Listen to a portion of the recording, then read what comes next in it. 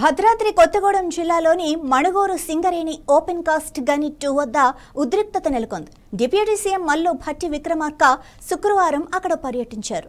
OC2 dip side black ను సింగరేణికి కేటాయించాలని కార్మిక సంఘాల నాయకులు గట్టిగా డిమాండ్ చేస్తున్నారు. జెన్కో అధికారులతో కలిసి డిప్యూటీ సీఎం ఈ బ్లాక్ ను పరిశీలించడంపై కార్మిక సంఘాలు తీవ్ర అభ్యంతరం వ్యక్తం చేశాయి.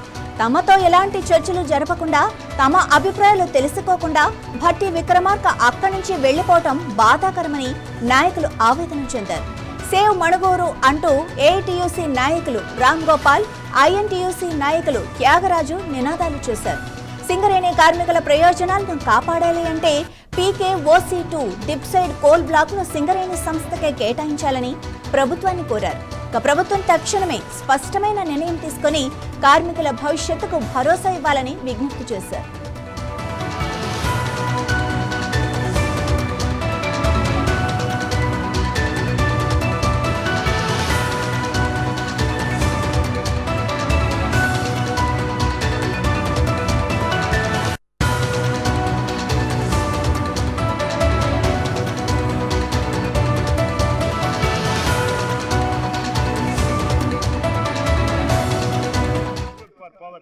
సింగరేణి బొగ్గు కూడా వారే మంత్రి ఈ రాష్ట్ర ప్రభుత్వానికి.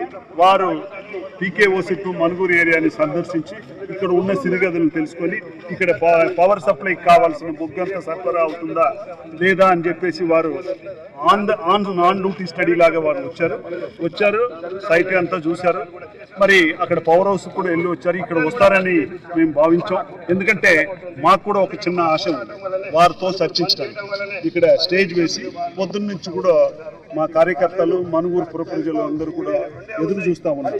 ఇది ఇంకా 3-4 సంవత్సరాల్లో ఈ OC2 ఏదైతే ఉందో ఇది బొగ్గు నిల్వలు అయిపోవటం వల్లనే డిప్ సైడ్ లో చాలా చక్కటి 140-180 మిలియన్ టన్నులు బొగ్గు ఉంది.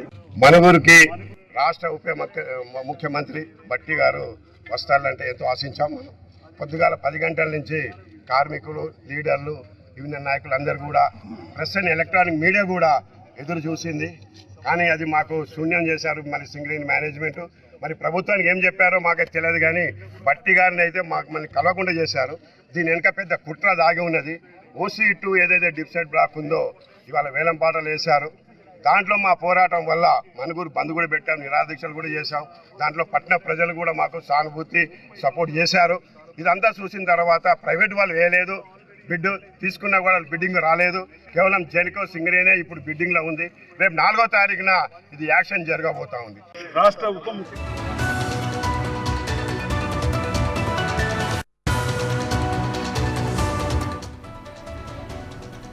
మణుగూరు సింగరేణి వ్యవహారంపై డిప్యూటీ సీఎం భట్టి విక్రమార్క ప్రకటన కీలకంగా మారింది. సింగరేణి ప్రయోజనాలను కాపాడుతామని, రానున్న కోల్ బ్లాక్ వేలంలో సింగరేణి చురుకుగా పాల్గొనాలని అధికారులను ఆదేశించారని తెలిసింది. కీలక ఖనిజాల తవ్వకాల్లోనూ సింగరేణిని విస్తరించాలని సూచించారు. అయితే కార్మిక సంఘాల నాయకుల డిమాండ్లపై ప్రభుత్వం ఎలాంటి నిర్ణయం తీసుకుంటుందో చూడాల్సి ఉంది. డిప్యూటీ సీఎం హామీలు కార్మికులకు ఎంతవరకు ఊరటనిస్తాయో కూడా చూడాలి.